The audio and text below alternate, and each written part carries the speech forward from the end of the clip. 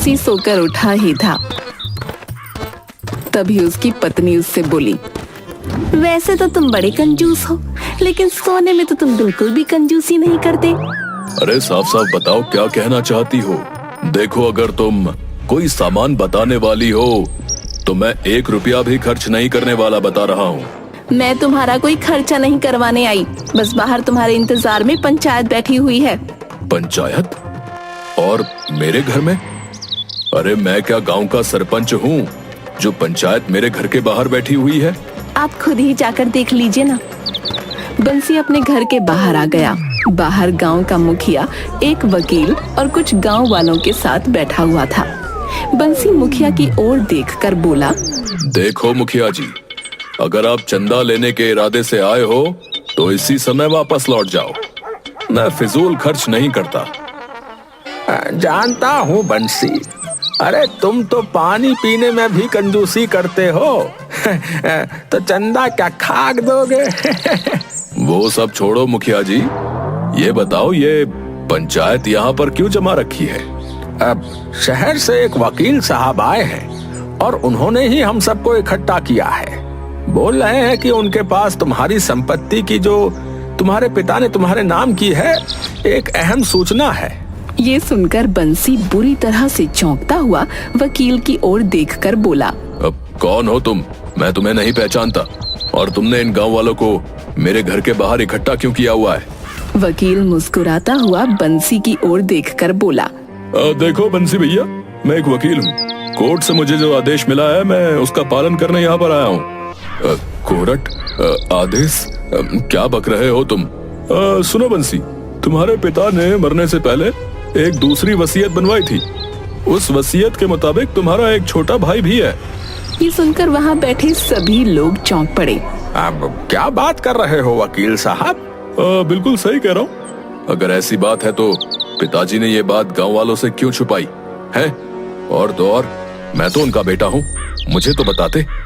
अरे मेरी माँ ने सिर्फ एक ही संतान जन्मी थी और वो मैं हूँ। तुम्हें शायद इसलिए नहीं बताई होगी कि उन्हें अंदाजा लग गया होगा कि तुम एक नंबर के नकारा और बेकार व्यक्ति हो। और रहा सवाल तुम्हारी माँ का, तो वो तो तुम्हें पैदा करके जीवन भर रोती रही होंगी। आखिरकार उसने संसार की सबसे बड़ी गलती जो की थी। पहेलियां मत बुझाओ वकील साहब, साफ साफ बोलो। देखो बंसी, वसीयत के मुताबिक तुम्हें अपने छोटे भाई को ढूंढना होगा। तुम्हें अभी इसी समय इस घर को छोड़कर जाना होगा। अगर 3 दिन के अंदर तुम अपने भाई को नहीं ढूंढ पाए तो ये सारी संपत्ति सरकारी ट्रस्ट में चली जाएगी। अरे ऐसे कैसे चली जाएगी?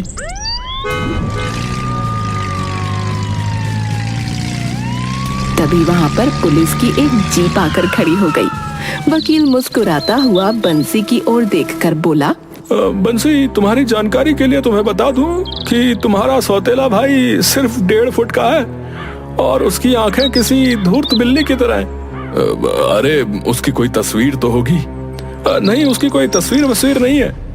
इन पुलिस वालों को देख रहे हो? अगर तुम अपने सौतेले भाई को नहीं ढूंढ पाए तो ये मार मार कर तुम्हें धक्के देकर तुम्हारे ही घर से बाहर निकाल देंगे। तुम्हारा समय शुरू होता है अभी से। बंसी ये सुनकर अपना सर पकड़कर बैठ गया और मन ही मन बोला, हे भगवान, ये बैठे बिठाए क्या गांठ लग गई। तभी बंसी की पत्नी वहाँ आकर बंसी से बोली, बोला था ना कि धर्म कर्म में कुछ रुपए खर्च किया करो, मगर तुम्हारा तो बस चले तो तुम अपना ही शरीर का मैल भी किसी को ना दो। अब जाकर ढूंढो अपने सौतेले 1.5 फुटिए भाई को। बंसी चुपचाप अपने घर से बाहर चला गया।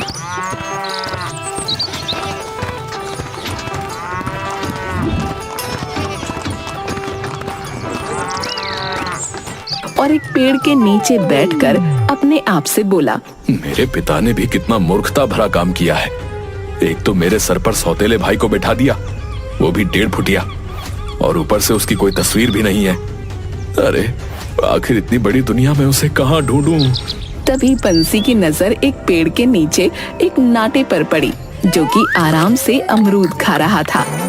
बंसी उसे गौर से देखता हुआ अपने आप से बोला, इसका तो हुलिया बिल्कुल वैसा ही है जैसा कि मेरे पिता ने वसीयत में दिखाया है।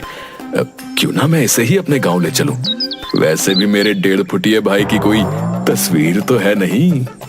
बंसी चुपचाप उस नाटे व्यक्ति के पास जाकर बोला, क्या नाम है तुम्हारा? मेरा नाम गबरू है, लेकिन तू क्यों पूछ रहा है मुझसे? अबे अबे कौन है बे तू? मेरा नाम बंसी है। अच्छा, तो तू वही बंसी है जिसके कंजूसी के चर्चे न्यूज में और अखबारों में छपते रहते हैं ना? मेरा एक काम करोगे? अबे ओ लपड़ झंडू, अबे मैं किसी का मुफ्त में कोई काम नहीं करता, समझा? बंसी रोते हुए गबरू को सारी घटना बताते हुए बोला,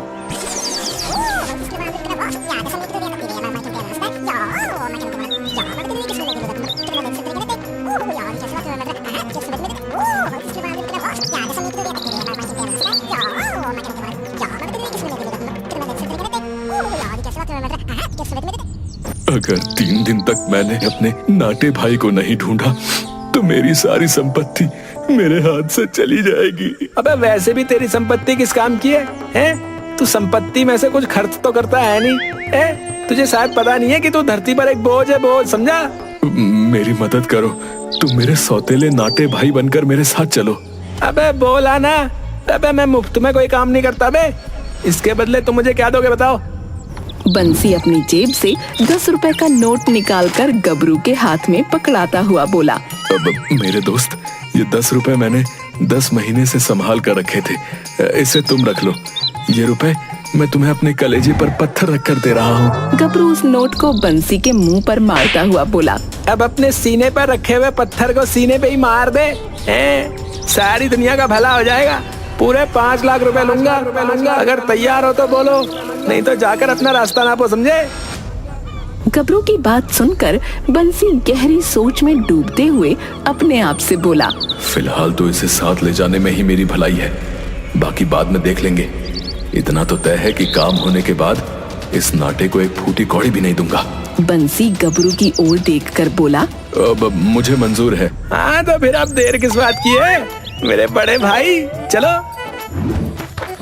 बंसी गबरू को सीधे अपने घर लेकर चला गया और वकील सहित सारे गांव वालों को एकत्रित करते हुए बोला, वकील साहब, पिताजी की वसीयत के मुताबिक मैंने अपने भाई को ढूंढ लिया है। ठीक से देख लीजिए, 1.5 फुट से ज्यादा का नहीं है और इसकी आंखें भी किसी धूर्त बिल्ली की तरह हैं।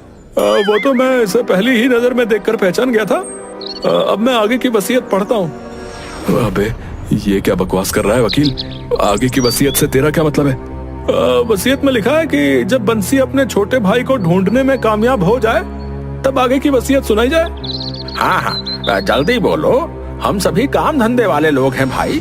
वसीयत के मुताबिक बंसी को 6 महीने अपने छोटे भाई को अपने पास रखना होगा और उसकी देखभाल अपनी संतान की तरह करनी होगी।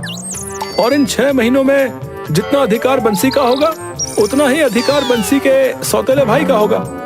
अगर बंसी ने उसे घर से बाहर निकालने की कोशिश की तो ये वसीयत ट्रस्ट के नाम चली जाएगी। इतना बोलकर वकील वहाँ से चला गया। मुखिया बंसी की ओर देखकर बोला, अब बंसी ध्यान रखना, कोई भी ऐसा काम मत करना कि तुम्हारा छोटा सौतेला भाई तुम्हें छोड़कर चला जाए, नहीं तो तुम सड़क पर आ जाओगे। और वैसे तो तुम्हारा बस नहीं चलता, नहीं तो तुम सड़क पर ही रहने लगो, है कि नहीं? मुखिया वहाँ से चला गया। तभी गबरू इठलाता हुआ घर के अंदर घुस गया और बंसी की पत्नी से बोला, खाने में क्या भाभी? मुझे बहुत तेज भूख लग रही है। 2 दिन पहले 200 ग्राम आलू आए थे, वहीं पके हुए रखे हैं। 200 ग्राम आलू?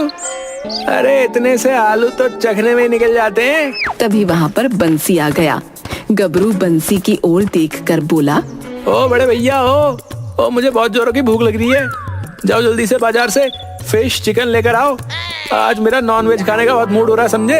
ये सुनकर बंसी को चक्कर आते हुए महसूस होने लगे। अबे 1.5 फुटिए, क्यों मेरा बेड़ा गर्क करने में तुला हुआ है? इतना सारा खाना तो इंसान सारे जीवन में नहीं खा पाता, और जो खाता है वो मेरी नजर में इंसान ही नहीं है। ओ देखो बड़े भैया, अगर तुम अपन की मांगे पूरी नहीं करोगे ना तो अपन यहाँ से चला जाएगा, समझे? उसके बाद तुम्हारा ये घर भी तुम्हारे हाथ से जाएगा और तुम्हारी सारी संपत्ति भी तुम्हारे हाथ से जाएगी, और फैसला तुम्हारे हाथ में, बता दो। ये सुनकर बंसी मजबूर होकर चुपचाप बाजार से जरा सा चिकन और मछली ले आया। इतना कम चिकन और मछली देखकर गबरू बुरी तरह से क्रोधित होकर बंसी से बोला, अबे ये क्या उठा कर ले आया बे? तुम मुझसे किस तरह से बात कर रहे हो? कुछ देर पहले तो तुम मुझसे बड़ा भाई कहकर बात कर रहे थे। अबे तूने जो काम किया ना, मन करता है कि ये कंटाप तेरे गाल पे खींच के मार दूं। है मैंने तुझे चिकन और मछली लाने को कहा था ना बे?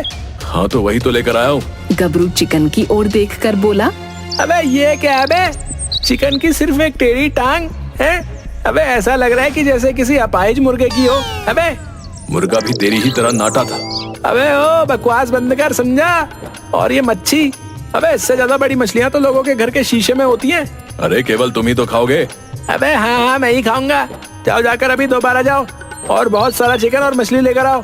वो क्या है ना कि मुझे भूख जरा ज्यादा लगती है, समझे? चलो जाओ। बंसी मजबूर होकर दोबारा ढेर सारा चिकन और मछली ले आया।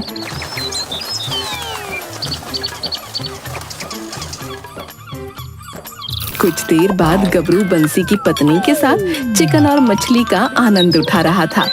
बंसी की पत्नी खाते हुए गबरू से बोली, तुम दोनों भाइयों में कितना अंतर है?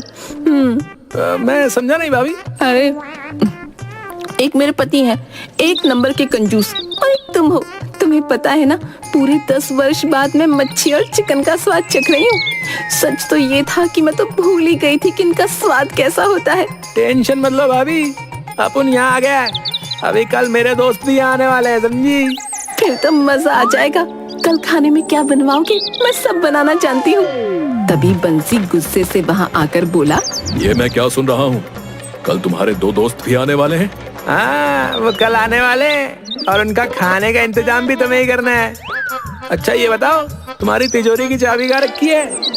ये सुनकर बंसी बुरी तरह से क्रोधित होकर बोला, तिजोरी की चाबी तू क्यों मांग रहा है बे? अबे ओ, अपन तेरा छोटा भाई, समझा? वसीयत के मुताबिक 6 महीने तक अपन तेरे से जो बोलेगा तेरे को करना पड़ेगा। और अगर तू नहीं करेगा ना तो आज ही मैं ये घर छोड़कर चला जाऊंगा, समझ गया? और अगले दिन फिर तुझे यहाँ से बाहर निकाल देंगे। बंसी ने डरते हुए तिजोरी की चाबियां गबरू को पकड़ा दी। गबरू बंसी से बोला, अबे ओ ध्यान से मेरी बात सुन। कल मेरे दोस्त संपत और कप्टा यहाँ आने वाले हैं। उनकी खातिरदारी में कोई कमी नहीं होनी चाहिए, समझे? अगर भूल से भी तूने कंजूसी दिखाई ना तो तेरी वाट लगा दूंगा।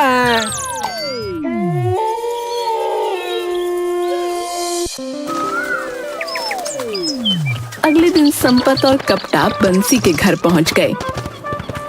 संपत और कप्टा को देखकर गबरू खुश होता हुआ बोला, अबे यार भाई, तुम दोनों को आने में कोई तकलीफ तो नहीं हुई ना यार भाई?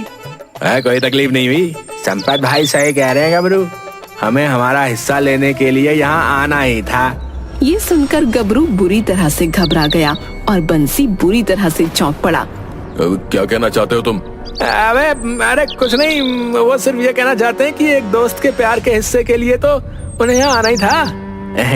गबरू सही कह रहा है। अबे इन दोनों का बिस्तर मेरे कमरे में लगवा दो बड़े भैया।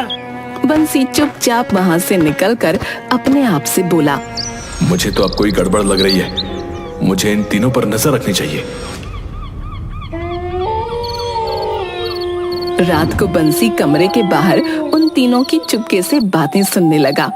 कमरे में गबरू, संपत और कप्टा एक दूसरे से बातचीत कर रहे थे। ए संपत भाई, तुम बिल्कुल भी टेंशन मत लो, जैसा तुमने कहा था वैसे ही हो रहा है। बकवास बंद कर गबरू, सारी प्लानिंग हमारी थी। हमने ही तुझे बताया था कि ये बंसी सारे गांव में कंजूस के नाम से मशहूर है, समझा? और वो वकील और पुलिस वाले, उन सब का सेटअप भी मैंने ही किया था। वो सब फर्जी थे। हमें हमारा हिस्सा दे और हमें यहाँ से चलने दे, समझा? अरे यार, मुझे यहाँ आए हुए सिर्फ 1 दिन ही तो हुआ है। अबे कुछ दिन रुको, मैंने बंसी से तिजोरी की चाबी ले ली है। मौका देखकर मैं सारी तिजोरी साफ कर दूंगा, समझे? नहीं, सारी तिजोरी तुझे आज ही साफ करनी है। संपत भाई सही कह रहे हैं गबरू।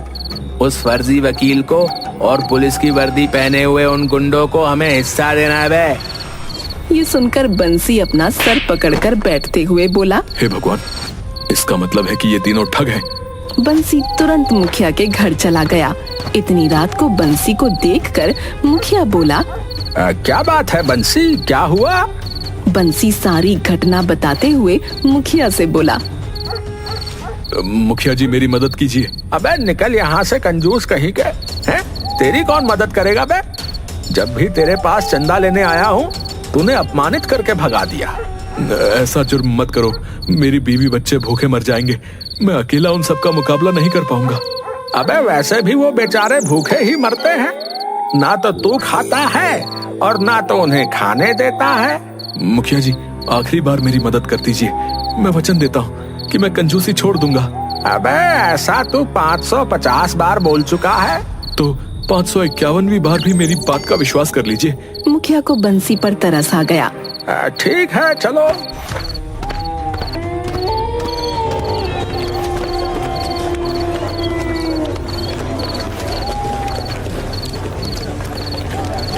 गबरू संपत और कपटा के साथ बंसी की तिजोरी खोल ही रहा था कि तभी मुखिया तेज आवाज में बोला, तुम सबका भेद खुल चुका है।